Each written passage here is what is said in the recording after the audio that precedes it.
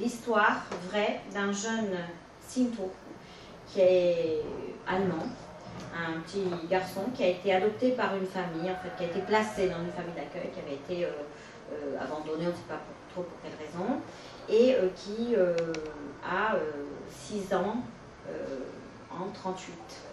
Et donc qui fait sa rentrée scolaire en 38 dans sa petite ville allemande. Et ce livre est très intéressant parce que ça se passe surtout à l'école, et c'est surtout toute la mise à l'écart progressive de cet enfant qui est tout content de venir à l'école, d'apprendre à lire, etc. Alors sa mère adoptive, qui fait partie d'un groupe de résistants, c'est-à-dire ils vont petit à petit faire partie d'un groupe de résistants, essaye de faire tout pour le protéger. Et alors son premier réflexe, c'est avant qu'elle rentre à l'école, on va essayer de voir Hitler pour faire bien, enfin pour que, elle lui dit pour que tu ne sois pas le seul à ne pas avoir vu le Führer. Et donc elle l'emmène à Berlin. Et effectivement, il voit au loin Hitler. Et alors le premier jour de classe, ça ne loupe pas, la maîtresse, qui est-ce qui a déjà vu notre Führer? Alors lui, il lève le doigt.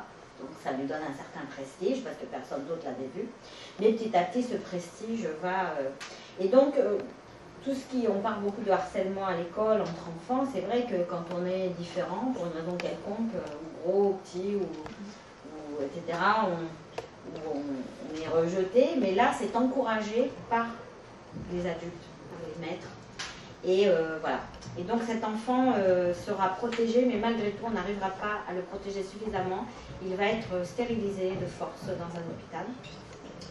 Et ensuite, il doit être déporté, mais tout le groupe qui s'est construit autour de lui va le protéger, le cacher dans une cabane de jardin.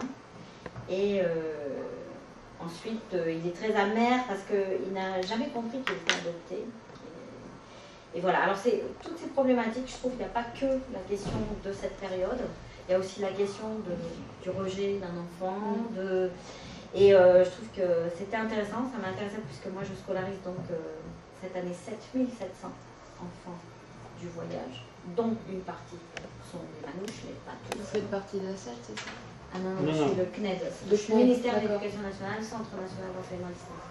Et donc, je le répète parce que beaucoup de gens veulent que tous les gens du voyage soient... Non, c'est pas vrai. Beaucoup de gens du voyage ne sont absolument... n'ont pas du tout cette histoire et cette origine, mais un certain nombre ont été quand même internés en France. Voilà. Donc, j'ai traduit ce bouquin récemment.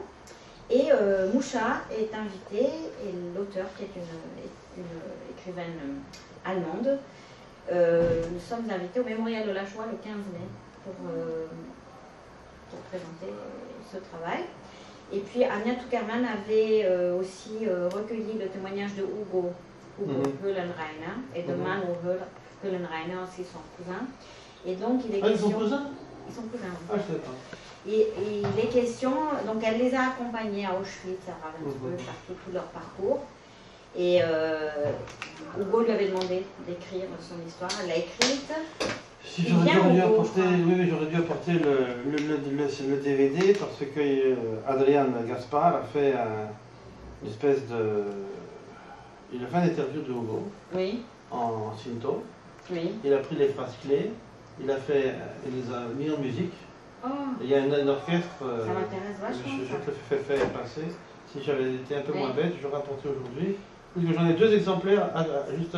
Voilà. Alors Hugo, bon, c'est pas difficile à traduire parce que bon, c'était pas un problème de traduction, mais Hugo, il y a des passages qui sont tellement épouvantables que c'est dur à lire, et donc je m'apprête à les traduire aussi, ces 2 bouquins. Mais il a été donc, il a servi de cobaye à Mengele, donc c'est parfois totalement insoutenable. Et Mano, par contre, je trouve, alors donc ça c'est l'enfant qui est dans un milieu ordinaire, c'est un petit Allemand ordinaire, ce mouchard, mais qui ne comprend pas ce qu'on lui trouve de différent. Hein. Et puis après, Hugo, lui, alors, elle est plongée dans l'univers des camps et pire. Et Mano, par contre, c'est son histoire à la fin de la guerre. Ce gamin est recueilli par des prisonniers français, il est amené en France, et on nous dit surtout de déporter allemand. Parce que les Français n'aiment pas les Allemands. Et donc, il va faire semblant qu'il est amnésique, et qu'il ne se souvient que de son nom et de son âge. Et donc, ce gamin a des séquelles du genre, il mange, tu sais, sur la bouffe, il ne dort pas, il est agressif avec d'autres enfants. Et on l'emmène à l'hôpital à Paris, lui faire des électrochocs. Et il y a une femme qui, au bout d'un moment, a l'idée de lui photographier son matricule, là, et de le diffuser. Et du coup, on a retrouvé ses parents grâce à ça, qui est à Munich.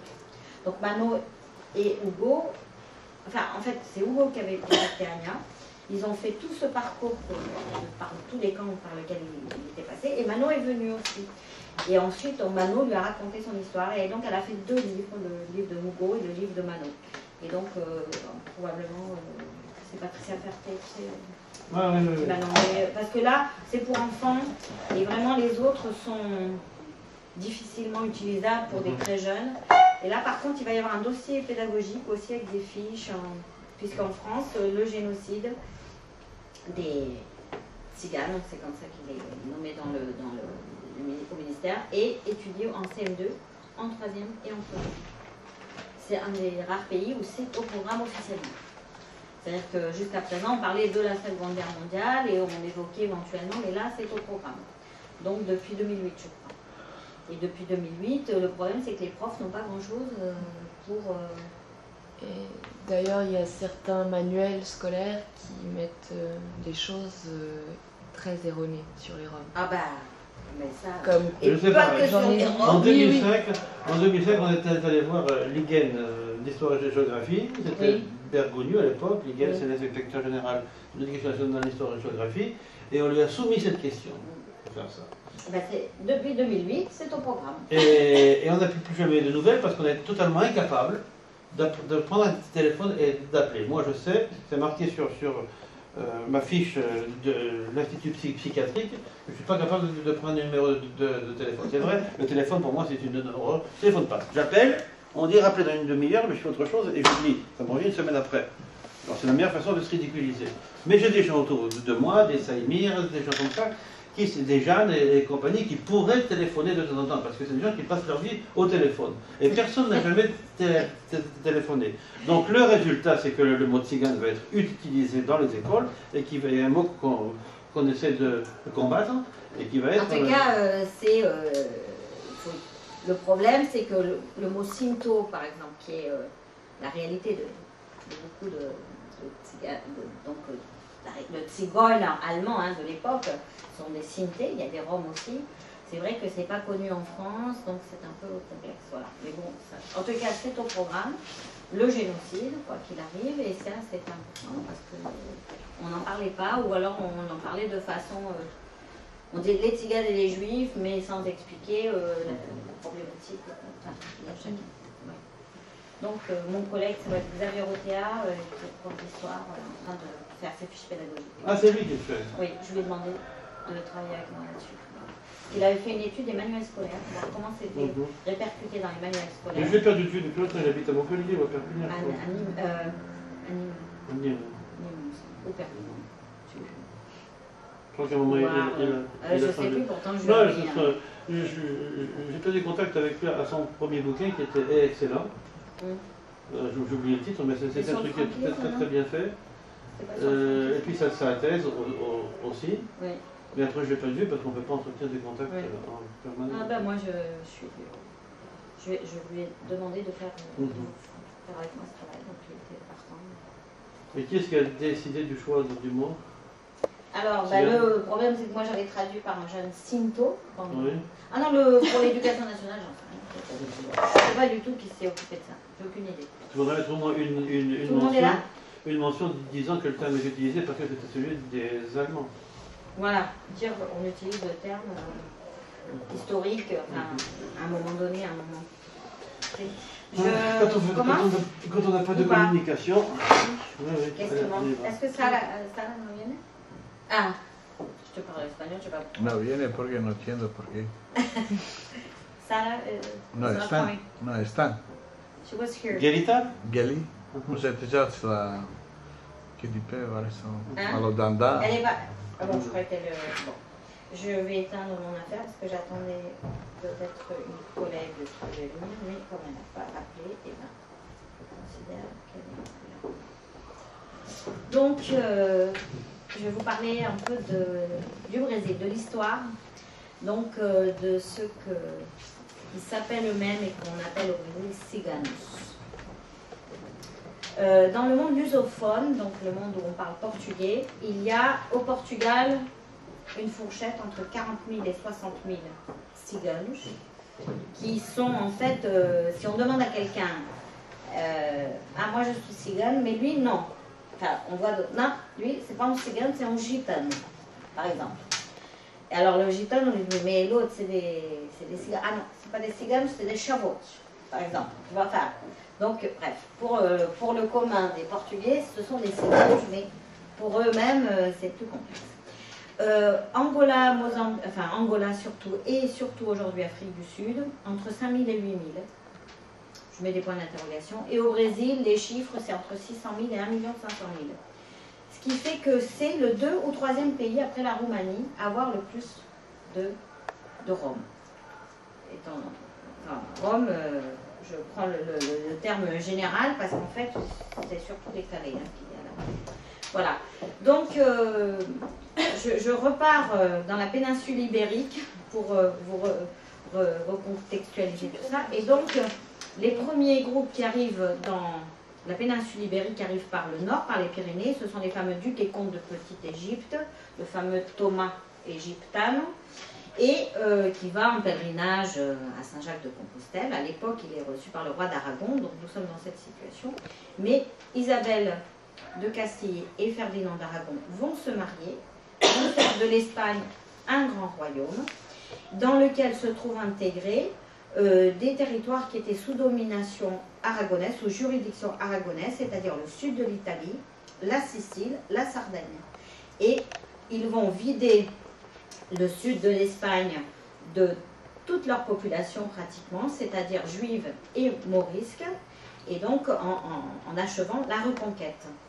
Et ils vont faire venir des réfugiés grégos du sud de l'Italie qui étaient arrivés en masse quelque temps auparavant, et parmi eux des chevaliers et capitaines grecs qui vont arriver dans le sud de l'Espagne. Voilà à peu près les deux. Alors, si l'Espagne est en train de terminer la reconquête, le Portugal l'a terminé depuis plus de 250 ans. Ça fait très longtemps. La problématique du Portugal, c'est pas ça, c'est les conquêtes. Et le Portugal est en train de se tailler un immense empire dans le monde. Quand les premiers textes que nous ayons, enfin tout n'a pas été exploré, mais on parle de Soto, capitaine dos ciganos. Ce que je voulais vous dire, c'est qu'au Portugal, il n'y a jamais eu le terme de Égyptano, gitan. Ça a été soit cigano, soit grego. Et donc, on parle d'un João grego, de Pedro Andes grego, Lopo grego, filho de Estevão grego. Voilà les premiers documents que nous ayons. Et ça, c'est dans le contexte de 1492, où le roi du Portugal, Dom João II, invite les Juifs d'Espagne, expulsés d'Espagne, puisque les rois catholiques avaient donné disons que l'alternative, c'était ou vous vous convertissez et vous restez, ou vous ne voulez pas vous convertir et vous partez. Et à ce moment-là, le roi du Portugal a invité les Juifs d'Espagne au Portugal. Donc à peu près 120 000 personnes ont passé la frontière, ce qui est énorme pour un pays qui compte pas tout à fait 1 million d'habitants au Portugal. Donc déjà un tiers à peu près de la population est juive. Donc le Portugal devient un pays très... En 1994, nous avons le traité de Tordesillas, c'est-à-dire que le pape va partager le monde entre les Espagnols et les Portugais, les nouvelles découvertes. Et voilà, donc ce sont des dates très importantes. Le successeur de Dom João II, Dom Manuel, lui, veut se marier avec une fille des rois catholiques. Et dans la corbeille de mariage, il y a la demande des parents, des beaux-parents, qu'il y ait l'expulsion des Juifs ou leur conversion. Et donc, Dom Manuel n'a aucun intérêt à ce qu'il quitte le Portugal. Et donc, on va faire des baptêmes de force. C'est-à-dire les gens sont prêts à partir sur les quais et on va baptiser avec de l'eau bénite. Voilà. Et on va en faire des chrétiens nouveaux, cristãos novos. En 1498, c'est la découverte du chemin vers l'Inde. Excusez-moi. Ah, qui du chemin vers l'Inde. Et en 1500, c'est la découverte officielle du Brésil, qui a été en fait découvert un peu avant, mais c'est la découverte officielle. Tout ça, c'est l'époque de Dom Manuel. Et si vous allez au Portugal, vous allez reconnaître cette tour qui est très connue, la tour de Belém, de Bethléem, qui est de style manuelino. C'est le grand style de l'époque des découvertes. Donc l'arrivée de ces gens se passe à un moment absolument clé de l'histoire du Portugal. Et le successeur de Dom Manuel, Dom João III, va être à sa cour. Il va y avoir la première fois un texte très intéressant qui s'appelle A Farsa das Ciganas, qui est une pièce de théâtre comique, donc Gil Vicente est un grand auteur portugais qui écrit soit en castillan, parce que la cour parle castillan, soit, c'est un des premiers à écrire d'ailleurs, la linguage, ce qu'on appelle la linguage, le portugais.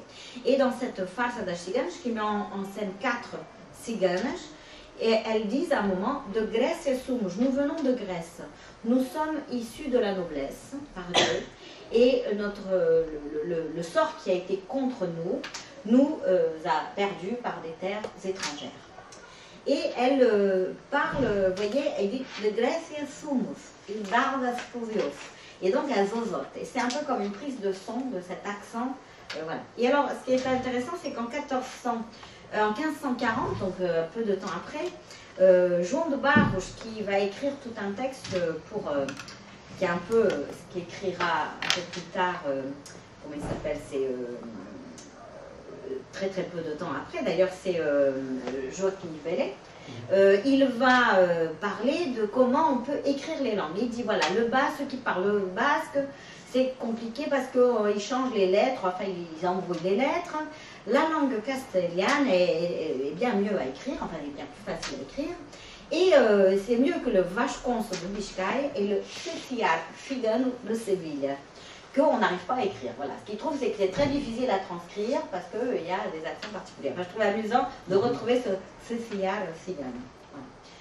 Alors, nous sommes en pleine, je vous disais, période de la colonisation du Brésil. Alors, cette colonisation du Brésil va s'effectuer en 1500, c'est la découverte officielle. Ce pays qui s'appelle Pindorama, par les Tupinambá, les Indiens du Brésil, va s'appeler Terra de Veracruz, Terra de Santa Cruz et la terre du Brésil. Brésil, ça vient de cet arbre et d'une plante qui fait un bois qui sert à faire une teinture rouge. Il faut dire qu'à l'époque, on avait très peu de moyens de teindre les tissus et donc ça a été très prisé et donc on a gagné beaucoup d'argent avec ça. Donc en fait, on ne faisait que ça, exploiter le pau-brasil. Voilà. À partir de 1534, on va offrir à des grands capitaines qui avaient servi dans l'armée, justement la conquête de l'Afrique et surtout de l'Inde, on va leur offrir des terres comme ça se faisait à l'époque, d'offrir des territoires. Et donc on va, alors voilà le traité de Tordesillas, donc ça appartient au Portugal, le reste à l'Espagne, et on va découper en tranches tout ce territoire qu'on va offrir à des grands capitaines.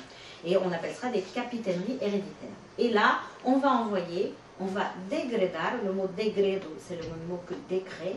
On va envoyer des gens qu'on envoyait précédemment aux galères, on va les envoyer pour occuper le terrain. Donc, et surtout avec ordre, donc ce sont des hommes essentiellement, de se métisser, de se marier avec des indigènes.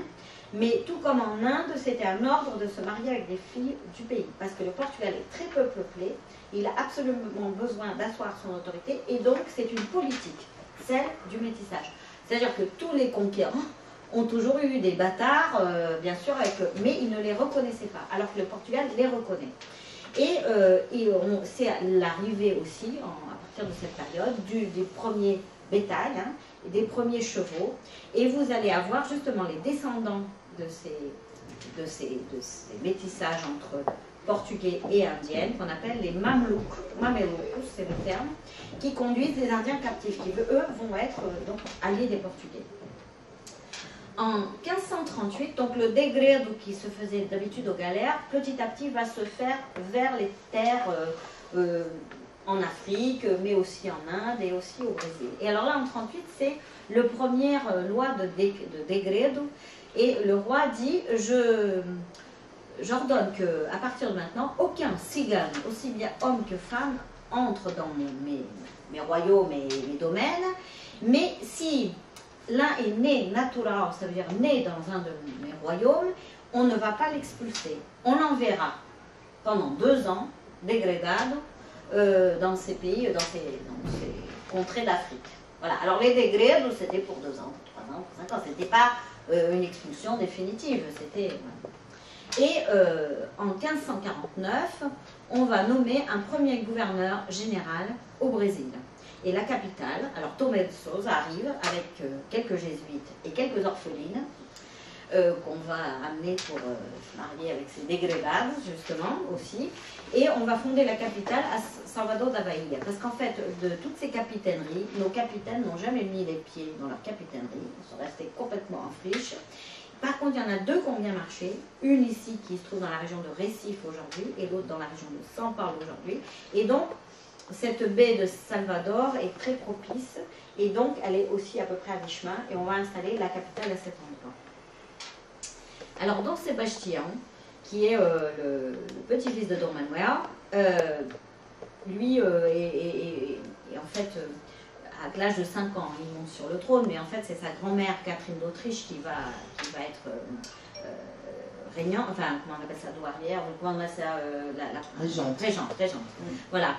Et donc sous la régence de Catherine d'Autriche, on a trouvé un autre texte de 1563 qui ordonne le degredo de João Giciano, alors là, égyptiano quand même, hein, Giciano, natural, c'est-à-dire né dans le royaume de Grèce, et qui est degredado pour 3 ou 4 ans au Brésil.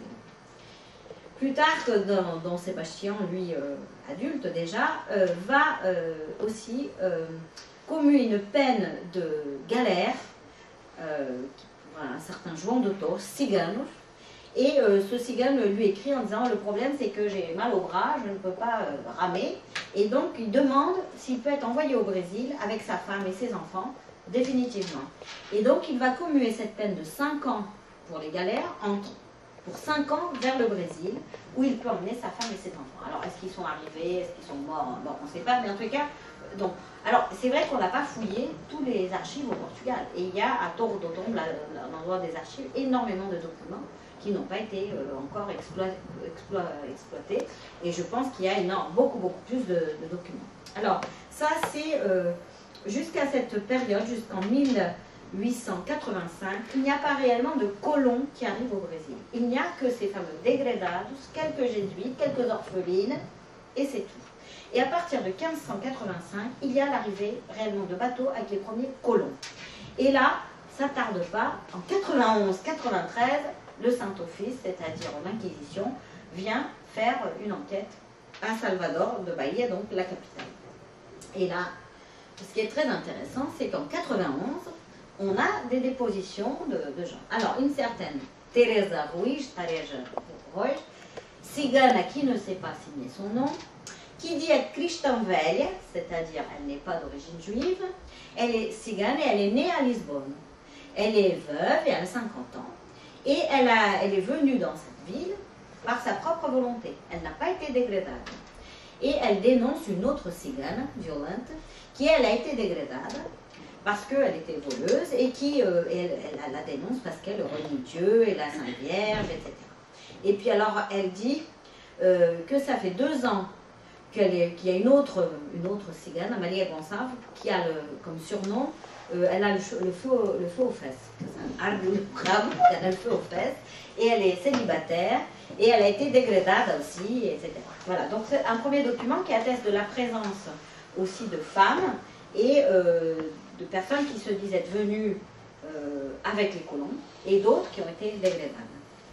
Alors cette photo, je l'ai prise il y a 35 ans au moins, à Salvador justement, cette cigane. Et alors c'était marrant parce qu'elles avaient toutes un petit peigne comme ça dans les cheveux et des jupes avec des pointes comme ça. Et elles lisaient les lignes de la main. Alors on avait discuté. Alors bon, déjà, la plupart des gens au Brésil, quand on leur dit la France, ça leur dit rien. Le Portugal, ça leur dit vaguement quelque chose, mais le Portugal qui soit de l'autre côté de la mer, alors là c'est inconcevable, et, parce qu'il n'y a pas plus loin que São Paulo. Vous voyez, quand on est dans le nord du Brésil, il n'y a pas plus loin que São Paulo. Donc elle avait du mal à percuter que je connaissais d'autres tziganes de l'autre côté de la mer. C'était vraiment quelque chose d'incompréhensible. Alors j'en reviens à ma colonisation du Brésil, parce que c'est important de comprendre comment tout ça est agencé. Donc commence la traite négrière, et on va donc déporter d'Afrique, de 2 endroits d'Afrique, vers le Brésil, donc de ce qu'on appelle les Soudanaises, et puis ce qu'on a des Bantous, donc vers l'Angola. Donc en fait, vers les Amériques, les Soudanais ont été au Brésil, mais vers le reste des Amériques, ce sont des Bantous. C'est-à-dire en Amérique du Nord, Antilles et Amérique du Sud, vous avez des Bantous, mais les Soudanais, on ne les trouve que pratiquement qu'au Brésil. Et voilà. Alors, on va développer dans cette capitainerie qui se trouve aujourd'hui, qui est la région de Recife, on va inventer, au fond, la monoculture. Et c'est la monoculture sucrière, le sucre. On va aussi planter du tabac, parce que le tabac est très utile pour faire tout cet échange avec l'Afrique. On vend du tabac, on ramène des esclaves, on fait tout un triangle. Et on va aussi développer l'élevage, alors à l'intérieur des terres, un élevage extensif, parce que sinon les bêtes mangent tout sur la côte. Et donc ça va être un élevage avec des gens qui sont souvent des mamelouks, justement, des métis, et qui sont assez mobiles, puisqu'on suit les troupeaux. En fait, hein, c'est un élevage extensif. Donc des familles qui sont assez nomades, je dirais, itinérantes derrière les troupeaux. Et on va importer surtout d'Inde, en particulier, un bétail qui ça va s'adapter et qui est de type zébu, hein, boi zébu. On va faire des mélanges, et là, par exemple, cette race s'appelle la race Sinti, justement. Et voilà nos vaqueiros Alors, et voilà que nos grégos, qui ont été dégradés pour certains, d'autres qui sont venus comme colons, vont être intégrés dans toute cette économie sucrière. Et donc les gringos vendaient des chevaux, vendaient des esclaves, et ils faisaient de la vente ambulante, et aussi ils réparaient les chaudrons des usines à sucre, puisqu'on faisait une activité, et donc ils étaient là pour... voilà. Alors il y a toutes sortes, ils venaient avec des animaux exotiques, ou alors ils se déguisaient en ours, ou alors ils racontent bien, ils venaient avec des singes, des guenons, habillés en signa, ça veut dire en dame, avec des tas de dentelles, etc. Et voilà. Mais alors on les accuse aussi quand même de voler des chevaux, de voler des esclaves, bien sûr, mais enfin, pas que ça. Enfin, donc ils sont intégrés dans ce système de l'économie sucrière. Alors ce terme de gringo, ce qui est intéressant, c'est de remarquer qu'au Brésil, il y a une supranasalisation du portugais. Le portugais est une langue très nasale, mais le tupinamba, qui est la langue, disons, la plus générale à cette époque au Brésil, qui est devenue une langue plus illustre par le travail fait par les jésuites et qu'on appelle le Nhengatu, la bonne langue, est une langue très nasale. Et donc le Yoruba aussi, donc nos Soudanais parlent le Yoruba, qui est une langue nasale aussi. Et ce grego va devenir gringo, mais pas que grego. Il y a, par exemple, en portugais, on dit cama, c'est le lit. Au Brésil, on dit cama. C'est beaucoup plus nasal. Et le romani est lui-même nasalisé. Calo, calon, calão, rani, arani, brixindi, marrão, nansualão, pani. Enfin, il est extrêmement nasalisé. Et nous avons en portugais du Brésil un certain nombre de termes qui viennent du romani, comme estou gamado, ça veut dire je suis amoureux. Pira, pira, ça veut dire partir, ou bien devenir fou, c'est partir dans sa tête ou partir. Voilà. Xinga, c'est insulter, enfin voilà. Manga, c'est faire la manche. Et puis rango, c'est manger, hanga. Et dica. Dica, voilà. Donc, mais ça, je vous ai mis que quelques termes. Et puis, alors, au Brésil, au Portugal, on a le mot gajo est un mot qui est passé dans le langage de tous les Portugais et qui veut dire un type, un mec, un gars. Moi, quand je parle, par exemple, je vais rentrer à la maison et je veux dire ah, os gajos estiveram interessados. C'est-à-dire les gens qui étaient là. C'est même pas les mecs, les types, c'est les gens, quoi. Enfin, les gens qui étaient là. Et j'emploie ce mot 40 fois par jour, peut-être pour parler d'autres gens. Alors au Portugal, par contre, les ciganos ne disent pas gajo, emploient ou le terme paio ou bien senhores, os senhores. C'est comme ça qu'on dit pour dire les gadgets. Et au Brésil, par contre, il y a ce terme gajão, ganjão, gajim, et aussi quer da pani. Alors, quer da pani, faire l'eau. Et en fait, ce qui est intéressant, au XVIe siècle, il y avait l'expression fazer-se ao mar. Ça veut dire prendre, s'embarquer sur un bateau, le large, et fazer-se ao mar, c'était tout un feixe ao mar.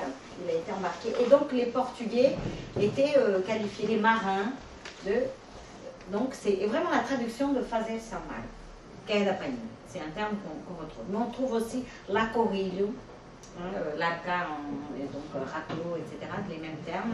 On trouve ces termes. Alors ça, c'était une petite parenthèse. Je reviens à mon histoire. Alors, notre Don Sébastien, le premier qui a envoyé, donc sa grand-mère, Catherine d'Autriche, qui avait envoyé ce João Giciano, puis lui-même João de Torres. Voilà, notre Don Sébastien, il faut dire que c'est un gamin tout à fait illuminé, qui est né avec une partie du corps plus longue que l'autre, qui est un peu bizarre, et qui veut rester vierge jusqu'à... parce qu'il veut reconquérir Jérusalem, et il s'embarque dans une histoire hallucinante. Il fait venir, comme on le fait à l'époque, tous les mercenaires ou toute la fine fleur de toute l'Europe chrétienne pour aller reconquérir Jérusalem, et ça passe par l'idée d'aller de l'autre côté à Ceuta et au Maroc, donc. Et donc ils vont partir. Alors c'est hallucinant les descriptions. Ils sont tous à Lisbonne sous des tentes de brocart, ils jouent de la guitare, il y a soi-disant des ciganes qui sont là aussi. Enfin bon, c'est toute une ambiance extraordinaire. Ils partent et en plein midi, les voilà qui débarquent. Ils vont faire une bataille en plein soleil, en plein cagnard, en plein midi, se font tous massacrer ou capturer. Et il y a des prises d'otages. Et donc notre Don Sébastien va être aussi, va tomber, mais on ne va pas le voir tomber, ce qui va développer ce qu'on appelle le sébastianisme, un messianisme, puisque au Portugal, mais surtout au Brésil jusqu'au XXe siècle, on attendait le retour de Don Sébastien. Alors il y a d'ailleurs un ambassadeur anglais qui disait que faire d'un pays où la moitié attend le Messie, donc les Juifs, et l'autre moitié attend Don Sébastien. Enfin, dans les Portugais, c'est assez... Alors, Duke, il y a une crise dynastique, puisqu'il n'a pas voulu avoir d'enfant, puisqu'il fallait qu'il soit vierge pour pouvoir avoir tout ça. Et c'est son cousin, Philippe II d'Espagne, qui va devenir Philippe Ier du Portugal. Et ça va voir comme effet que le traité de Tordesillas est caduc, puisqu'il s'agit du même... Il y a deux royaumes, mais en fait, il y a le même... voilà. Et donc, Philippe III va, lui, fonder un État du Maranhão, qui n'est pas l'État du Maranhão actuel, mais qui est beaucoup plus vaste, et qui va donc casser cette idée du traité de Tordesillas. Donc, on est en 1621. Et ce qui est très intéressant, c'est qu'il y a un des gars qui a accompagné, d'ailleurs, Don Sébastien, en cas Kibir, mais lui qui a réussi à s'en sortir, en 1622, il dit, voilà, je ne sais pas pourquoi les conseillers du roi et ceux qui gouvernent n'arrêtent pas de faire des lois pour autant de broutilles, alors qu'ils devraient faire tout ce qu'il faut, trouver remède pour expulser du Portugal et d'Espagne ces lombrigas, ça veut dire ces vers, il dit même ces vipères qui nous rongent de l'intérieur.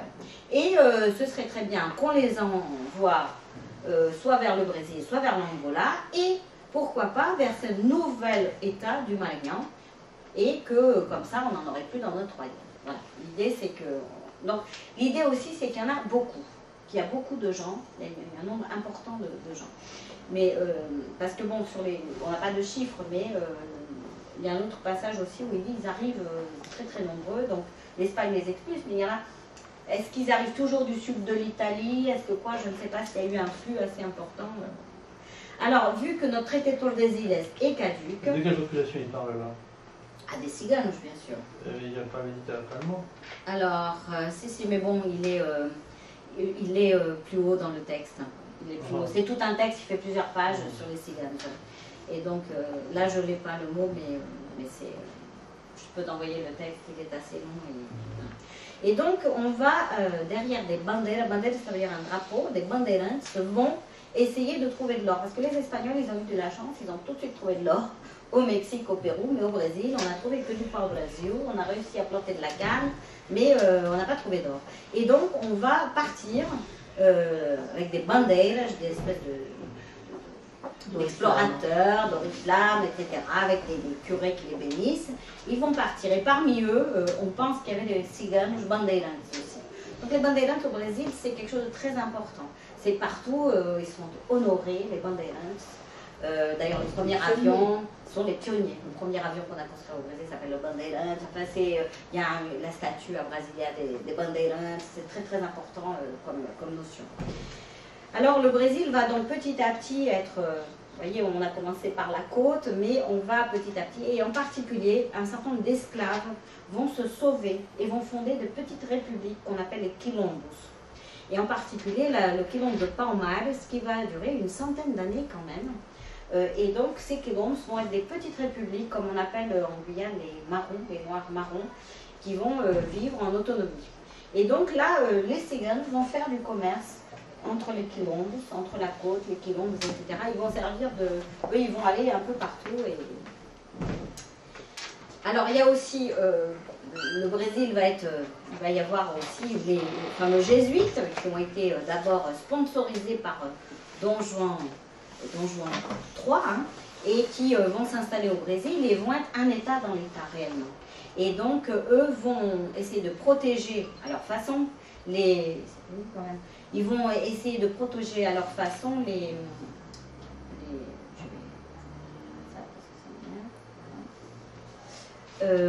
Indiens, en fait, en les utilisant eux, mais c'est une façon de les protéger contre les Portugais, voilà. Donc ils vont développer, même jusqu'en Amazonie, d'énormes, ils vont avoir leur propre bateau, tout leur commerce, etc. Ça va être un véritable État dans l'État.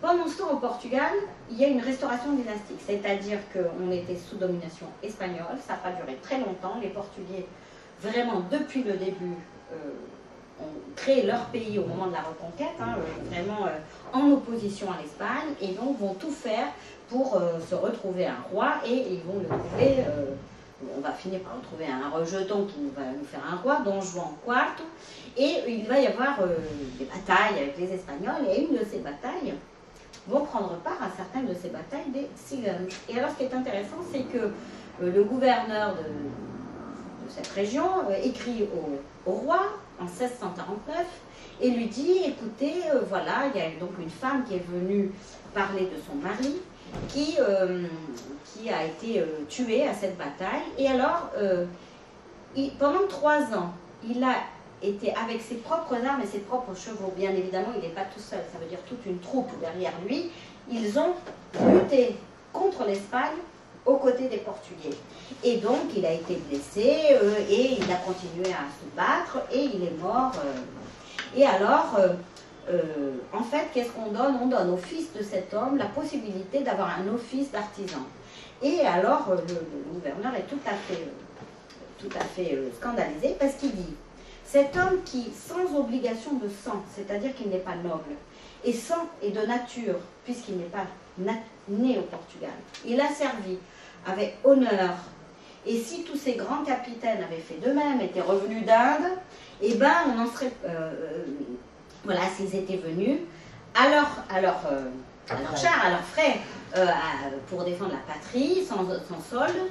Et voilà. Alors, en imitant ce cigane humble, de naissance, et noble et généreux dans ses actions. Et alors, on demande qu'il soit anobli. Voilà, que ses enfants, son fils soit anobli, etc.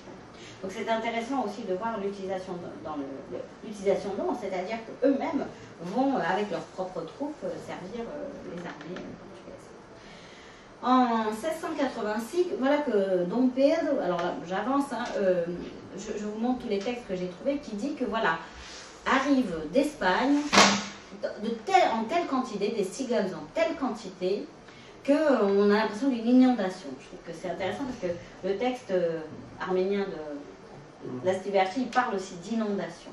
Donc, enfin, une idée qu'il y a beaucoup de gens, ou alors au moins ils sont très visibles, ils apparaissent comme très visibles, mais c'est ça, c'est assez intéressant. Donc l'Espagne les expulse, et c'est notre Charles II qui a une tronche pas possible, et qui lui aussi, il ne tenait pas debout jusqu'à l'âge de 7 ans, on ne pouvait pas le mettre au soleil, enfin, c'était un Habsbourg, et donc il avait, il a décidé qu'il ne voulait plus que tous ces cigales viennent, et que donc on les enverrait en Afrique, ou bien pour le Marañón, le fameux Marañón.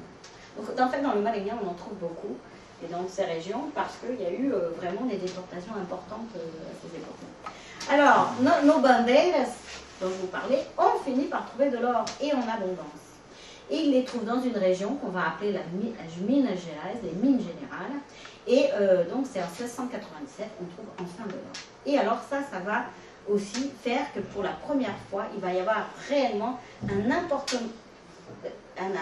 appel d'air pour des gens qui vont venir d'Europe, du Portugal, mais aussi un peu d'ailleurs, pour l'Espagne, l'Italie et tout, pour chercher de l'or. Et on va créer les premières villes réellement, parce que jusqu'à présent on a Salvador, et on a nos capitaineries, c'est-à-dire des moulins à sucre, c'est tout. On n'a pas réellement de ville, ça n'existe pas. Donc ce sont les premières villes, et alors on va couvrir les églises de feuilles d'or, le baroque va se développer, et il va y avoir des artistes ciganes aussi qui vont faire du théâtre, faire de la musique, etc. Alors il va aussi y avoir toute cette région du sucre, et tout cet élevage, donc cette viande était séchée au soleil et on l'amenait dans la région sucrière. Il va y avoir, comme le sucre est tombé par contre parce qu'il est repris par les Antilles, etc., tous les esclaves qui étaient là ne servent plus trop à grand chose dans cette région, et on va les acheminer vers la région de l'or. Et donc il va y avoir des routes en fait, et beaucoup de ciganes vont être là, puisqu'ils sont marchands d'esclaves, hein, pour beaucoup d'entre eux, esclaves de seconde main, de toute façon ils sont toujours de seconde main, on les vend à l'arrivée des bateaux, et puis ensuite il y a des gens qui vont les dispatcher. Et donc il va y avoir beaucoup à la fois des bêtes, parce que dans la région de Minas Gerais, on a besoin aussi de mules, de mulets, de choses comme ça. Donc dans le sud du Brésil, on va aussi développer de l'élevage, et là on va faire aussi de la viande séchée, qu'on appelle le charque, là c'est la carne sort, et donc il va y avoir un énorme, disons, beaucoup de commerce entre toutes ces régions où on produit la viande, les régions où on va la manger, et où on va aussi avoir besoin de bêtes de somme, de chevaux, etc. Et les ciganes vont être tropeiros aussi. Les tropeiros, c'est ceux qui font entre autres, hein, il y a d'autres tropeiros, et ils vont aussi dresser des chevaux, des mulets, et puis ils vont vendre des esclaves. Voilà. Donc ça, c'est attesté. Alors, pendant ce temps, l'or du Portugal, et bien sûr, l'or du Brésil, je veux dire, arrive au Portugal et repart direct en Angleterre, d'ailleurs. C'est-à-dire que les Portugais ne font plus rien. Ne font plus rien, c'était comme nos Turcs qui ne faisaient rien. Ils ont de l'or, ils achètent tout à l'étranger. Et alors, notre Don Joaquim va construire quelque chose d'absolument monstrueux, qui est le convent de Mafra. Si vous connaissez Saramago, qui est un écrivain qui a eu le prix Nobel, qui est mort il n'y a pas très longtemps, il a écrit quelque chose qui s'appelle le Memorial du Convent, je ne sais pas comment on dit en français, le Mémorial du couvent, où il raconte la construction de ce couvent. C'est inimaginable, c'était paumé dans un endroit sans intérêt, et c'est parce qu'il y avait une chapelle avec un ermite, et il voulait avoir un enfant, il n'en avait pas, enfin bref, il y a eu un miracle, il a pu être père, bon, et donc c'est à partir de là qu'il a construit cette énormité, absolument, on met des heures et des heures à traverser cet immense palais, voilà. Et alors, lui-même aussi, Don Juan, va dégradar des ciganes aux galères, les hommes aux galères, les femmes au Brésil, etc. Et on a aussi des... Ça, c'est la bibliothèque de Mafra, si vous y allez un jour, elle est absolument spectaculaire, c'est quelque chose de vraiment magnifique. Alors, plus tard, nous avons le tsunami de Lisbonne en 1555, 1755, un tremblement de terre et un tsunami qui a ravagé complètement la ville basse, puisqu'il y a des collines à Lisbonne qui ont sauvé un certain nombre de gens. Et il va non seulement y avoir un tremblement de terre physique, mais aussi des changements très importants au Portugal et par ricochet au Brésil. Donc en 55, c'est le tremblement de terre. En 56, on sait qu'il y a des ciganes qui ont été réquisitionnés pour la reconstruction. En 58, il y a un attentat contre le roi et on exécute les coupables ou les présumés coupables, les tavoulas, d'une façon effroyable, en cassant leurs os en public avec des marteaux, enfin quelque chose d'effroyable. Et on soupçonne les jésuites d'avoir été avec les tavoulas, qui est une famille importante, et on les expulse. Donc les jésuites qui ont été sponsorisés complètement, qui sont cosmopolites, c'est des gens de partout, et qui ont été sponsorisés par le Portugal essentiellement, sont expulsés. On abolit la distinction entre cristão velho et cristão novo. On annule le Saint-Office. Et au Brésil, en 79, on expulse les jésuites des missions. Vous avez peut-être vu le film Mission, ça vous dit quelque chose. On interdit le Nhangato, puisque jusqu'au XVIIIe siècle, on parlait Nhangato au Brésil, on ne parlait pas portugais. Même les descendants de Portugais ne parlaient pas portugais. Il fallait que l'administration amène des interprètes, parce qu'ils ne parlaient pas portugais, ils parlaient le Nhangato. Il y a l'extinction des capitaineries, et en 63, on fonde la capitale à Rio de Janeiro, parce qu'en fait, maintenant, vous avez vu que ça s'est déplacé, l'intérêt économique est vers la région de l'or, et donc le débouché maritime, c'est plutôt la baie de Rio et pas celle de Salvador. Et on va instaurer une taxe très importante sur l'or, la DERAM, alors que petit à petit, il y a de moins en moins d'or, et ça va vraiment étrangler les mineiros, les gens du Minas Gerais, qui vont, eux, faire leur première révolte d'indépendance, puisque le Portugal est en train de pressionner très fort, justement pour reconstruire Lisbonne. Enfin, je vous raconte tout ça parce que je pense que c'est important de recontextualiser. Et moi, ce qui m'énerve souvent, c'est qu'on parle des Roms, comme ça, ils sont quelque part arrivés, on ne sait pas pourquoi, on ne sait pas dans quel contexte, etc. S'il y en a dans le Maranhão, vous comprenez qu'il y a une raison, parce que le Maranhão, il existe pour des raisons précises, etc. Voilà. Alors, en 60, donc nous sommes, vous voyez, le tremblement de terre, c'est 55, il y a tout ça qui s'est passé, et donc l'expulsion des jésuites en 59 du Brésil, et en 60, voilà que le roi fait écrire par son premier ministre, qui s'appelle Pombal, comte d'Oeiras, qui devient marquis de Pombal. Enfin, si ceux qui connaissent Lisbonne, c'est très important, le marquis de Pombal, il y a des places qui s'appellent comme ça. Il dit, voilà, voilà que j'entends dire que des ciganes qui ont été dégradés vers l'État du Brésil, vivent vraiment mauvaises, ils sont en infraction avec les lois, et ces gens si mal élevés, si inutiles, je pense qu'il faut qu'on cadre les choses. Alors, les jeunes garçons, on va les mettre en apprentissage chez des maîtres, enfin, des artisans. Les jeunes hommes, on va les envoyer comme militaires dans les places fortes. Et puis, on va les faire travailler dans les œuvres publiques. Et puis, les femmes, il faut qu'elles restent à la maison. Parce que comme les Portugaises, et qu'elles ne soient pas comme ça dans la rue, des femmes restées à la maison, et c'est pas vrai. Voilà.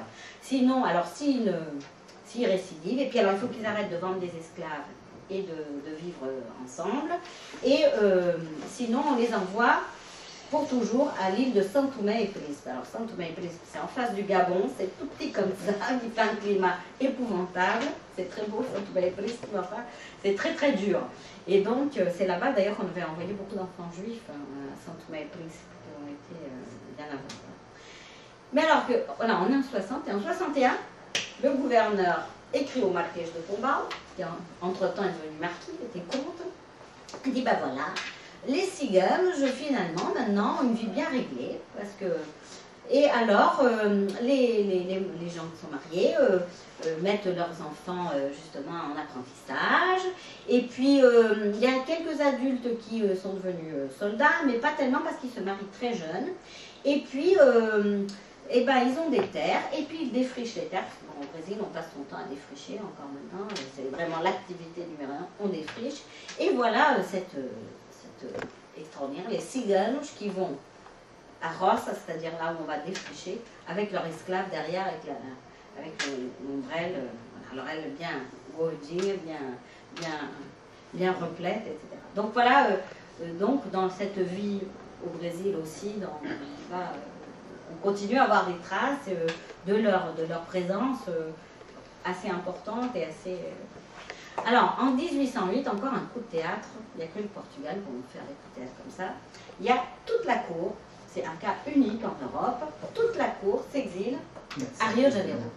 Hein? Voilà, alors il y a les invasions napoléoniennes, et ils sont pris un peu en tenaille parce qu'ils sont alliés avec les Anglais, enfin, etc. Bref, ils décident de s'exiler. Et alors, un tiers de la ville de Lisbonne va partir sur des bateaux.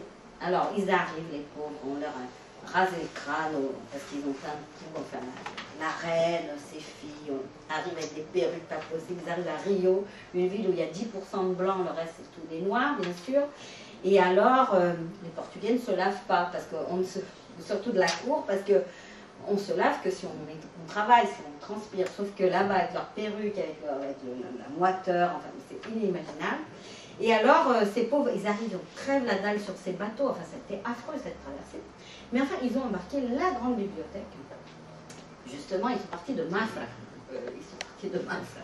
La reine-mère était folle, et alors elle disait, ne courons pas comme ça, on va croire qu'on est en train de s'enfuir. On pensait tous les bateaux qui étaient prêts, qui ont été escortés par les Anglais. Et donc, un tiers de la ville de Lisbonne s'est transporté à Rio de Janeiro. Et parmi eux, bien sûr, aussi les ciganos. Et alors, ce qui est très intéressant, c'est que quelques années après, il y a un gars qui écrit une sorte de feuilleton, vous savez, dans un journal, et sur la vie de Rio de Janeiro. Alors, il commence par ça. Era no tempo do rei. C'était à l'époque où le roi du Portugal était là. Alors, il dit, avec les émigrés du Portugal, il est venu aussi cette plaie des ciganos. Des gens qui sont feignants, qui n'ont peu de scrupules. Et alors, d'ailleurs, si vous voulez faire des affaires, ne vous mettez pas avec eux parce que vous êtes sûr de vous faire avoir. Et la poésie de leur coutume, dont on parle tellement, ils ont dû la laisser de l'autre côté de l'océan, parce qu'ici, ils n'ont apporté que des mauvaises habitudes, etc. Et alors, ils ne font rien, et ils font la fête tous les soirs. Et alors, très intéressant, la fête tous les soirs, on décrit le fado. Ils dansent le fado. Alors, on dit tous, vous savez tous ce qu'est le fado, cette danse si voluptueuse, si variée, etc. Et alors, il suffit d'une simple viole. Alors, ce qui est très intéressant, c'est que, moi qui ai étudié le portugais, l'histoire du Brésil, du Portugal, etc., on dit toujours que le fado, ça a été inventé au Brésil et que c'est afro-brésilien. Moi, je ne vois rien d'afro-brésilien. Vous connaissez tous un peu le fado, non? Vous avez tous entendu du fado, bon. Et ce qui est très intéressant, c'est qu'à la même époque, nous avons au Portugal à Severa, la première fadiste vraiment reconnue, Maria Severa, qui est une cigana, et qui chante le fado. Et donc c'est tout à fait contemporain. Et quand on lit dans le dictionnaire portugais, dans plusieurs dictionnaires, fado, ça veut dire le destin, la sina. Sina, c'est aussi un autre mot. Et quand on cherche à sina, on trouve buena dicha. Je trouve que c'est assez intéressant. Alors j'en ai parlé à un musicologue cigano, enfin brésilien, qui lui a retrouvé des tas justement de choses assez intéressantes dans la musique. Et cette piste que le fado n'est pas afro-brésilien, mais plutôt lié à l'arrivée de ces ciganes qui le chantaient déjà sans doute à Lisbonne, c'est plutôt ça qui a dû se passer. Voilà.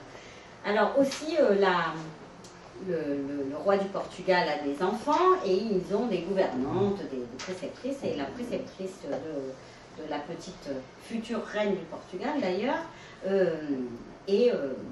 raconte, elle est anglaise, elle raconte ce qu'elle fait. Et alors elle dit, il y a ici un coin, un endroit qui est habité par des ciganos. Et alors, dans leur nouveau foyer transatlantique, c'est-à-dire, voilà, on voit bien qu'ils sont arrivés il n'y a pas très longtemps, alors ils ont la même religion que dans le pays, ils ont même leur paroisse, et puis... mais au fond, ils continuent à parler leur dialecte et ils ont des esclaves qu'ils utilisent comme pêcheurs. Alors, il faut savoir qu'au Brésil, bon, c'était une société esclavagiste et tout fonctionnait avec des esclaves. C'est-à-dire qu'on ne faisait rien de ses 10 doigts, c'était les esclaves qui travaillaient. Et beaucoup d'esclaves avaient eux-mêmes des esclaves. Donc, c'est pas si simple. Alors, une partie de la famille est toujours au même endroit, dans leur maison, et les autres vendent des chevaux à droite et à gauche. Voilà, il y en a qui sont très riches. Et alors, on décrit les maisons. Alors, ils habitaient dans des maisons de plein pied. Ils aimaient qu'ils aient 3 portes et qu'ils laissaient ouvertes pendant la journée, une partie de la nuit. Et la pièce de devant était ample, parfumée et d'une propreté toute hollandaise. Alors, je vais vous montrer ensuite je te montrerai après des photos justement aujourd'hui surtout de tentes, de grandes tentes. Vous allez voir de cette propreté toute hollandaise qui continue et que moi je retrouve dans les caravanes en tous les cas. Il y a les Japonais et mes voyageurs qui sont, voilà, c'est assez, cette description est intéressante. Alors à Rio, les ciganos qui étaient arrivés avec la cour du Portugal pouvaient exercer 3 fonctions.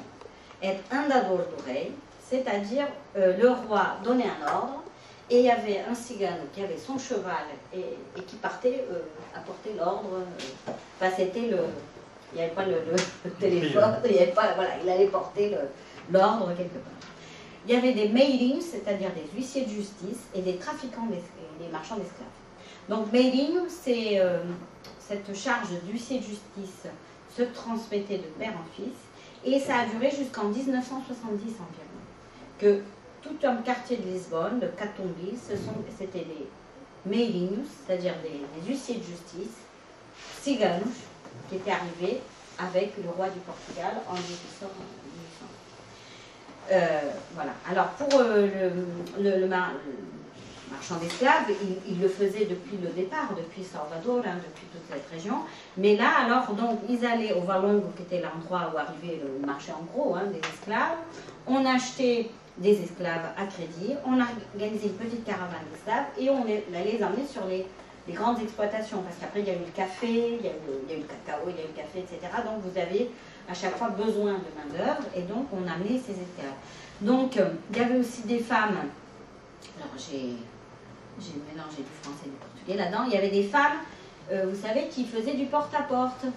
Elles prenaient un petit lot d'esclaves et elles allaient frapper à la cuisine. Vous avez besoin d'une petite, je sais pas, pour faire la vaisselle, ou vous avez besoin. C'est comme ça que ça fonctionnait au quotidien. C'était voilà. Et donc certains avaient acheté à crédit, ils revenaient, ils repayaient, ils rachetaient des esclaves et ils repartaient. Pendant que les familles restaient à Rio. C'était que les hommes qui faisaient Il n'y avait pas que des ciganes, mais il y avait aussi des ciganes. Alors, il y avait un qui est devenu très très riche, voilà, aussi, voilà, chez un cigane, notamment des esclaves, un qui avait tellement de richesses qu'on avait dit qu'il avait construit aussi sa maison avec des lingots d'or, enfin, une histoire de fou. Bref, ce José Rabelo, lui, a quand même financé une grande partie du mariage de Dom Pedro Ier, futur empereur du Brésil, avec la princesse Léopoldine de Habsbourg. C'est lui qui a financé le mariage, en grande partie. Et donc, il a fait venir aussi des artistes ciganes qui ont dansé, alors avec des vêtements extraordinaires en velours, brodés d'or, etc. Et ça a fait un effet formidable. En 1822, voilà que notre Dom Pedro, le fils du roi, donc, va déclarer l'indépendance du Brésil. Donc, le roi peut retourner au Portugal parce que ça y est, c'est réglé avec les Français. Et lui, on le presse de rentrer au Portugal. Il dit non, non, moi je reste. Et il crie le cri de Ipiranga. C'est une rivière qui s'appelle Ipiranga.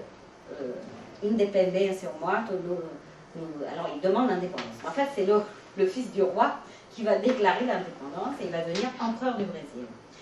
Alors, de 1850 à 1888, il y a un processus d'abolition de l'esclavage, c'est-à-dire d'abord, on va commencer par les enfants qui naîtront, on va appeler ça le ventre libre, c'est-à-dire les enfants qui naîtront d'une mère esclave seront libres, les plus de 60 ans seront libres.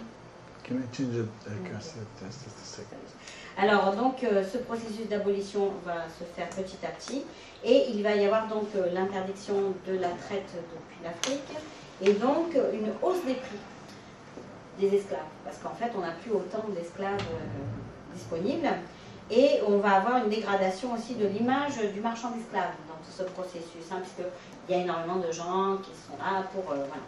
Et donc les ciganes, là, vont être assez mal vus, ceux qui font du trafic, enfin ceux qui vendent des esclaves, et surtout on les accuse de faire la séduction d'esclaves, c'est-à-dire ils vont dans une plantation, ou bien dans un domaine, et ils disent aux esclaves, venez avec moi, on va aller chez un autre patron, vous serez, on n'est pas payé, mais enfin vous aurez de meilleures conditions de vie, etc. Donc ils font de la séduction d'esclaves, et ils vont détourner, ils embarquent, ils font s'enfuir des esclaves de chez un patron pour aller chez un autre. Alors ça, et dans la région de Minas Gerais, donc il y a, comme je vous dis, peut-être la région la plus peuplée à l'époque, hein, où il y a énormément, on fait de la répression, on les poursuit, etc. Et alors j'ai trouvé un truc que j'ai trouvé extraordinaire, c'est en 1885, donc vous voyez, on n'a pas encore, il n'y a pas encore l'abolition de l'esclavage en 88, dans la région de Caçapava. Alors ici nous sommes dans l'état de São Paulo, vous voyez, l'état de São Paulo c'est dans le centre-sud du Brésil, et Caçapava c'est juste à côté d'où moi j'habitais, São José dos Campos. Caçapava c'est vraiment la ville la plus proche. Et donc à Caçapava en 85 arrive un bando de 100 et quelques ciganos qui venaient de Minas Gerais. Et il dit alors, voilà le petit journaliste de l'autre ville qui est plus loin, qui s'appelle Jacareí, et ce petit journal s'appelle le Pirilampo, ça veut dire la luciole de Jacareí. Enfin, c'est très pecno là-bas, il faut dire, c'est la région la plus pecno du Brésil, et on parle en pecno et tout.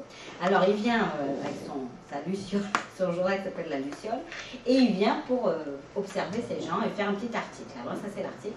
Alors il dit, ces gens dont les coutumes sont si différentes des nôtres, ont campé ici sur les marges du fleuve Paraíba, et alors ils ont monté 26 tentes de tissu, hein, de toile, et c'était un campement de paix. Alors chaque famille était divisée, chacune avait sa tente, et il y avait des ustensiles domestiques, quelques meubles, quelques vêtements, et qui montraient à quel point les gens avaient capuche, c'est-à-dire c'était joli, c'était fait avec goût, hein. Et il y avait des gens qui étaient venus pour les voir, et puis il y avait aussi donc on a l'impression, il dit qu'ils se sont enrichis en vendant des animaux, des chevaux, des mulets, etc. Et alors, les petits-enfants, ciganitos et ciganitas crianças, les petits-enfants ciganitos, étaient, on aurait dit des jouets, on dirait des jouets, ils se reflétaient dans les rayons du soleil, tellement ils étaient couverts d'or. Alors avec des tas de colliers, de boucles d'oreilles, etc. Ils en avaient tellement qu'ils brillaient au soleil. Et puis aussi, hommes et femmes ont toujours beaucoup d'or. Ils ont des grandes chaînes très anciennes, ils ont beaucoup d'oreilles, des médailles, etc. Et ils ont une véritable richesse qui embellit ces gens mystérieux et aux cheveux et barbe longue, parce que c'était pas la mode à l'époque d'avoir les cheveux et les barbes longues. Et alors, on se demande si c'est pas le fait qu'ils étaient usuriers qui ont une telle richesse. Et voilà. Alors, plein de gens du pays ont voulu faire des photos avec. Donc, je suis sûre que si on va à Jacareí, on va les archives, on doit retrouver. La prochaine fois, je vais à Jacareí pour voir dans les archives si je ne trouve pas les photos, justement. Et voilà. Et alors, ils disent leur table est appétissante, bien qu'elle soit curieuse. Enfin, c'est bizarre ce qu'ils mangent, mais enfin, c'est très appétissant. Et dans ces demeures, tout est ordre, allégresse, enfin, joie, la gaieté, et ouro, et or. Et alors, écoutez, vraiment, juste à côté, voilà, aujourd'hui, alors là, on était là, voilà, à Caçapava, là, on est à Itapecerica, ou bien São Bernardo do Campo, c'est dans le même coin. Et voilà, probablement leurs descendants, qui sont des Calons aussi, et qui sont dans leur, où tout est capricho, ordre, alegria e ouro, alors c'est plus de l'or. Alors surtout, bon, au Brésil en général, mais alors eux, ils sont encore plus obsédés par la vaisselle. On doit nettoyer la vaisselle, mais ça, dans tous les milieux au Brésil, surtout populaires, vous allez dans tous les bidonvilles, vous verrez la vaisselle est toujours magnifiquement nettoyée avec du sable, etc. Et donc on y passe beaucoup de temps à nettoyer la vaisselle, qui est faite quand même sur le feu de bois. Alors je ne vous dis pas, c'est noir et ça sort tout. Et donc on expose la vaisselle. Hein. Alors on fait les tentes avec de la toile qui est récupérée. Ça c'est par exemple, vergueiro, ben ça c'est un truc qui a servi pour une campagne électorale, vous voyez, c'est une affiche de campagne électorale, etc. Mais alors c'est toujours, et donc elles font à manger. Voilà. Alors le costume de Calni, ça c'est pas le costume de Romney, c'est le costume de Calni, parce que c'est pas, on se mélange pas. Les torchons et les serviettes. Voilà les tentes, à quoi elles ressemblent. Alors vous voyez, c'est toujours organisé de la même façon, la vaisselle d'un côté, voilà, et puis au fond il y a, alors on fait une espèce d'estrade qu'on appelle le girao, qui est un mot tupi. Urao, ça veut dire l'eau, à l'écart de l'eau, enfin une sorte de, comment dire, qui est à l'abri de l'eau, si tu veux, enfin voilà, à sec. Et voilà la maison construite par un chef un cigane qui a, lui, construit sa maison un petit peu avec une forme comme ça aussi. Et donc, on vit beaucoup dans cette véranda autour de cette maison. Et alors, ces photos, je les ai prises dans une thèse qui a été faite par Florenza Ferrari. Je ne sais pas si tu vois qui c'est, cette Florenza, qui est une ethnologue et qui a fait sa thèse l'an dernier à São Paulo et qui est vraiment extraordinaire. Très, très, très intéressant. Et vraiment, alors, je trouvais que ça collait tellement bien avec ce texte de 1885, tu vois, qui décrit tout est propre, bien rangé, brille, etc. Je trouvais ça absolument extraordinaire. Donc je vous l'ai mis là. En tout cas, la thèse de Florence, je pense qu'elle est vraiment très intéressante. Si jamais elle passait un jour par Paris, c'est intéressant qu'elle vienne parler de son travail. Fin 19e, début 20e, nous avons une immigration très très importante européenne, puisque nous avons l'abolition de l'esclavage, nous avons besoin de main-d'œuvre, et cette main-d'œuvre va venir des Allemands très pauvres, beaucoup d'Italiens, beaucoup d'Espagnols, des Polonais, mais aussi beaucoup de gens de l'Empire ottoman. Et on va avoir donc des Roms, Calderache, Machuaya, Khorajane, mais aussi des Sinti allemands, de façon plus discrète, qui vont venir. Voilà la famille de Aldalina, la famille Miklos. Et puis vous allez avoir le grand-père de Juscelino Kubitschek, qui a été président du Brésil, qui est le premier homme qui est venu s'installer dans le Minas Gerais. Alors, toujours le Minas Gerais, je vous en parle parce que c'est fondamental au Brésil, c'est très très important cette région. Et donc il va être donc le premier président, je veux dire, lui il va être celui qui va construire Brasilia. C'est très important dans l'histoire du Brésil. Donc jusqu'au 19e siècle, nous avons des gens qui sont venus du Portugal, de l'Espagne, donc de Grèce, sud de l'Italie, Espagne, Portugal, et par moments très nombreux venant d'Espagne. Est-ce qu'ils continuent à venir du sud de l'Italie? Je n'en sais rien, parce qu'apparemment il y a un flux quand même assez continu, et donc qui vont s'installer, comme vous avez vu, surtout Salvador, le Maranhão, puis Rio, et puis ensuite l'arrivée de tous ces émigrés économiques qui sont venus à partir de la fin du 19e, 20e siècle au Brésil. Et à ce moment-là arrivent des Roms. Mais si on continue à venir des ciganes portugais, des calons portugais, bien sûr, et d'ailleurs partout aux Açores, enfin partout où il y a des Portugais, il y en a aussi beaucoup en France. Parce qu'en fait, parmi l'immigration portugaise, vous avez aussi des ciganes portugais qui sont, simplement, ils ne sont pas repérés. Même si au Portugal, alors, la fait de venir en France, ça aussi, les gens changent un peu leur façon de s'habiller et tout. Parce que vraiment à Lisbonne, là mon mari m'a appelé encore, il est là pour le moment, et il était à l'hôpital et il me dit c'est incroyable, c'est vrai que beaucoup de femmes sont habillées vraiment comme à Téhéran, c'est-à-dire avec un grand châle noir et on ne voit qu'un triangle comme ça du visage, surtout les veuves. Elles sont toujours habillées de noir, comme beaucoup de Portugaises d'ailleurs, avec des jupes très plissées, et maintenant moins, des jupes plus droites, mais toujours noires, marron, bleu marine, et surtout vraiment avec cette espèce de voile tu n'as plus qu'un petit triangle, on a l'impression d'être à Téhéran. Les hommes aussi sont plus visibles que dans d'autres pays, c'est-à-dire toujours en noir, avec un chapeau comme ça, incliné un peu comme ça. Donc il y a une façon de mettre le chapeau, tu vois tout de suite, et puis la barbe, etc. Vraiment plus visible que, il me semble que même en Espagne, ou en tout cas en France certainement, enfin avec un costume plus particulier. Alors ce qui est intéressant au Brésil, c'est qu'il y a une inscription des ciganos dans la culture populaire et religieuse afro-brésilienne. Vous savez, au Brésil, donc c'est un pays en fait laïque, mais qui a une forte influence bien sûr catholique, hein, des Portugais, mais qui a une forte influence des religions afro-brésiliennes, des religions venant d'Afrique. Et je vais vous parler très rapidement de en quoi ça consiste. Donc, dans l'immigration soudanaise est venue une religion qu'on appelle le candomblé, qu'on va appeler le vaudou ailleurs, hein, et qui est donc toute une mythologie avec des tas de dieux, qu'on appelle les orishas, qui ont chacun leur histoire, qui sont connectés les uns avec les autres, un peu comme les dieux grecs, hein, si on veut, c'est assez structuré. Et donc, on appelle ces dieux dans des cérémonies où on joue pour chacun d'entre eux un rythme particulier sur des tambours, et on s'habille tous en blanc, et on va, tel ou tel initié ou non initié d'ailleurs, va incorporer l'esprit d'un de ces dieux. Et il va devenir quelque part le médiateur de ce Dieu. Donc l'incorporation, ça veut dire qu'on rentre en transe. À ce moment-là, on vous met dans une salle à part et on vous habille avec le costume qui correspond à ce Dieu. Et donc, par exemple, ça c'est Oshun, vous voyez, en jaune, c'est la déesse de l'amour. Et donc, vous allez devenir le Dieu. Et vous allez parler en son nom. C'est ça, l'incorporation. Donc ça, c'est typiquement l'influence, la culture qu'on appelle soudanaise. Ça ne vient pas du Soudan, hein, mais c'est plutôt du Nigeria, du Bénin, etc.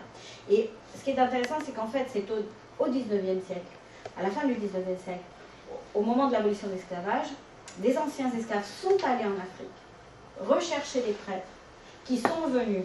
Il y a eu une réactivation de ces religions qui existaient, mais de façon moins structurée. Vous voyez ?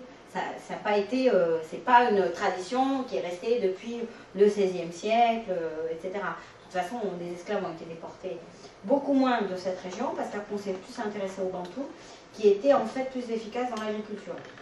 C'est pour ça, on va chercher des gens qui avaient une expérience dans l'agriculture, on ne va pas chercher des gens qui ne savent pas faire ce qu'on veut leur demander. Et donc, en fait, il y a eu assez peu de Soudanais au Brésil, mais ils ont une influence plus importante, surtout à partir du moment où on a été rechercher ces fameux prêtres. Et aujourd'hui, aux États-Unis, vous avez beaucoup d'Afro-Américains qui revendiquent plus cet héritage soudanais, alors que ce sont des Bantous en réalité, parce qu'il est réputé être plus prestigieux. Et donc, on fait venir aussi, on apprend le Yoruba aux États-Unis, etc. Vous voyez, il y a une... En fait, on adhère, disons, culturellement à ce modèle-là, alors que ce n'est pas l'histoire réelle des ancêtres de tel ou tel. D'ailleurs, dans le candomblé, en fait, la population de base, elle est quand même Yoruba, elle est quand même Bantou. Et comme il y a cette influence culturelle soudanaise, vous voyez ce que je veux dire, c'est plus complexe que... Alors, il y a également un syncrétisme, c'est-à-dire que certaines divinités vont avoir des points communs avec des saints catholiques, et on va les appeler d'un nom ou de l'autre. C'est-à-dire qu'on voit aussi bien Nyansan, on va l'appeler Santa Barbara, mais si on va à l'église, on voit Santa Barbara, on va l'appeler Nyansan.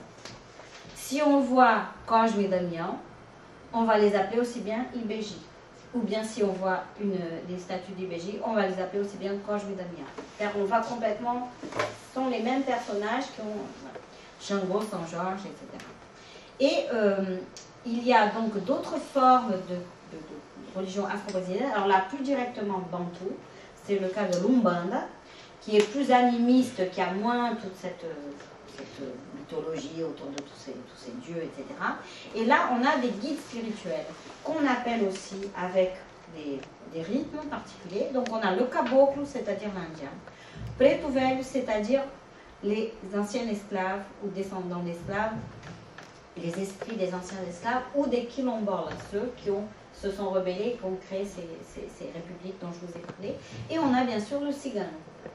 Donc, en fait, dans ces guides spirituels, le cigano est complètement intégré dans tout ce système. Et alors, ce qu'il y a d'intéressant, c'est qu'il y a donc des cérémonies, comme je vous dis, et il y a un rythme ou des chants particuliers pour tel ou tel esprit. Et donc, il y a le chant de Pombagira, Ponto, ça s'appelle le Pombagira. Vinha caminhando a pé para ver se encontrava a minha cigana de fé. Alors tout ça avec des... Et donc, à ce moment-là, quelqu'un incorpore l'esprit de la cigana, de cette cigane-là, ou de ce cigane, ou là, le cigane Rodrigo, etc. Mais tu peux être une femme et incorporer un esprit d'homme, tu peux être blanche et incorporer un esprit de caboclo, tu peux être noire et incorporer un esprit de cigano. Est-ce que vous voyez, ça n'a pas de... Ce n'est pas parce que tu es de telle origine. L'esprit, tu peux l'incorporer, même si ce n'est pas ton histoire à toi personnellement. Et donc là, c'est amusant, c'est sur Internet. Alors le Cigano Rodrigue, il a une caisse pleine d'or aussi, enfin toute cette histoire autour de l'or. Et alors il dit, moi je suis guerrier, je suis guerrier des forces, de toutes les armées, etc. Le Cigano est guerrier, il va lutter, etc. Enfin, je trouve ça intéressant parce qu'on casse pas mal l'image de toujours, nous on est, en fait, beaucoup on fait partie d'armée, hein, ou soit comme militaire, soit comme logisticien. Mais voilà. Alors au Brésil, il y a également, donc là, la patronne, la sainte patronne des ciganos est Nossa Senhora da Aparecida. Dans toutes les tentes, vous avez un petit hôtel à Nossa Senhora da Aparecida. Alors cette Nossa Senhora da Aparecida, c'est une statue qu'on a trouvée en 1717 dans le Rio Paraíba, le fameux dont je vous ai parlé, où ils avaient campé là.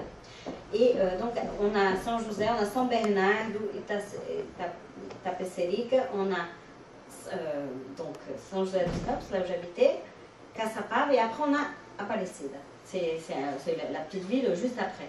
Et donc il y a une grande cathédrale, une grande basilique. Et c'est vrai que c'est aussi la patronne du Brésil, mais beaucoup des ciganos.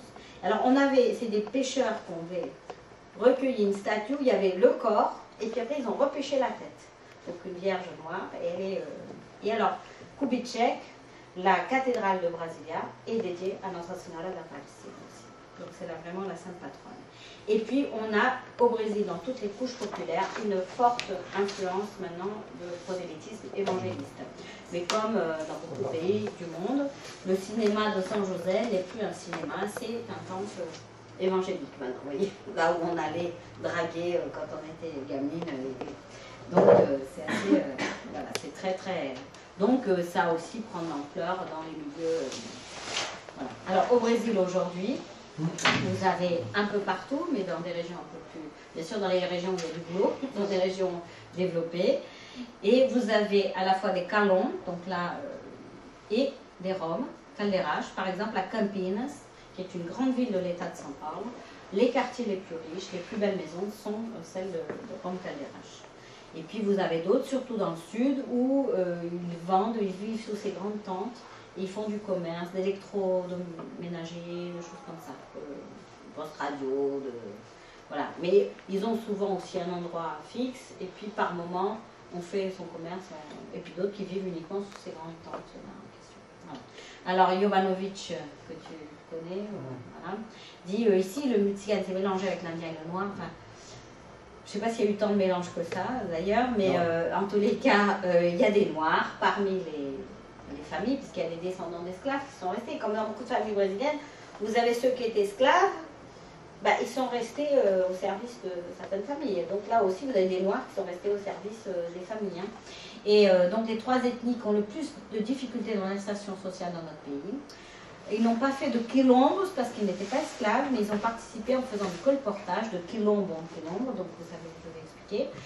Nous jouons le rôle de la poste, nous avons fait le Brésil, notre contribution est indéniable. Et alors, depuis 2003, il y a un secrétariat spécial des politiques de promotion de l'égalité raciale. Et ce qui est intéressant, c'est que, la ministre qui est chargée du dossier, maintenant je crois qu'elle a changé, je ne sais plus, dit la société brésilienne a une dette culturelle envers les Noirs des Quilombos, les Indiens et les Tziganes. Selon eux, ils sont au moins 600 000 au Brésil. Et je ne les vois pas. Ou plus exactement, je ne les voyais pas.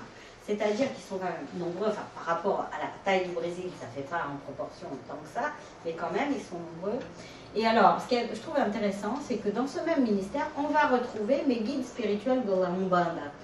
C'est-à-dire le Preto Velho, le descendant des Quilombolas, les Indiens, le Caboclo, et les Ciganos. Ça, je trouve intéressant. Alors, sur les chiffres, vous voyez tout ce qu'il y a en rouge sur cette carte, ce sont des villages qui sont des descendants de Quilombos. Et les Indiens, alors là, voilà, c'est-à-dire que, en fait, au Brésil, vous avez, je dirais, 50% de la population qui a du sang indien. Vous allez partout dans l'état de São Paulo, moi où j'habitais, dans ces régions-là très, très techno, qu'on appelle caipira, où on parle savez, on parle en portugais, on parle comme ça. C'est pas du tout américain, c'est vraiment autochtone, ça n'a aucune influence américaine. C'est à peu près un tiers des Brésiliens parlent comme ça, dans les régions les plus pecnoses, les plus reculées, c'est du Brésil. Et donc, la population est essentiellement cabocla, c'est-à-dire métis indienne, ou pas métis du tout, c'est-à-dire des Indiens, mais qui ne sont plus, qui ont perdu en partie leur culture en partie, parce qu'au fond, à la maison, on vit. On vit, on couche dans des hamacs, on mange ce que mangent les Indiens, c'est pas si différent que ça, hein. En fait, voilà.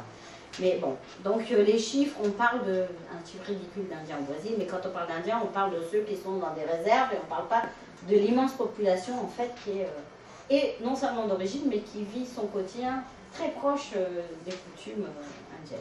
Je trouve que ça, c'est curieux, ce problématique, mais ça, c'est pour ne pas reconnaître, peut-être, et ne pas... voilà. Alors, il y a eu un programme national des droits de l'homme, avec donc des ciganes qui sont venus, et il y a eu tout un texte pour promouvoir, protéger la liberté, les libertés fondamentales des ciganes, pour appuyer la réalisation d'études, de recherche, etc. Enfin, un peu ce qu'on trouve aussi en Europe. Voilà. Donc un certain nombre de gens sont venus, des élites. Alors au Brésil, vous avez quand même des gens qui sont médecins, profs de fac, peut-être plus que dans d'autres pays, parce qu'il y a une histoire quand même très différente. Mais il y a aussi des gens qui sont vraiment en grande difficulté, hein, économique et d'autres. Alors au Brésil, il y a depuis 2006 o Dia Nacional do Cigano, journée nationale. C'est pas que pour... c'est national, c'est-à-dire que tous les Brésiliens sont concernés. Le jour national do Cigano, qui est un décret qui a été fait par Lula, et qui est commémoré le jour de Santa Sara Cali. Alors les gens râlent parce que eux, c'est Nossa Senhora da Aparecida, leur patronne. C'est pas... Alors Cali, oui, parce que c'est une mode qui vient d'Europe, mais elle n'était pas vénérée du tout au Brésil, c'est Nossa Senhora da Aparecida. Alors il y a beaucoup de gens qui ne sont pas contents qu'on ait pris ce jour-là, et pas celui de Nossa Senhora da Aparecida. Alors je termine par un poème de Cecília Meirelles, qui est d'origine Calon, qui est une grande poétesse. Tu es une race d'aventure qui a voulu la terre, le ciel, la mer. La mienne a un obscur délice, ne pas vouloir, ne pas gagner. Tu es une race qui veut partir, faire la guerre, souffrir, vaincre et revenir. La mienne ne veut ni aller ni retour. Ma race ne fait que passer. Voilà, Cecília Meirelles.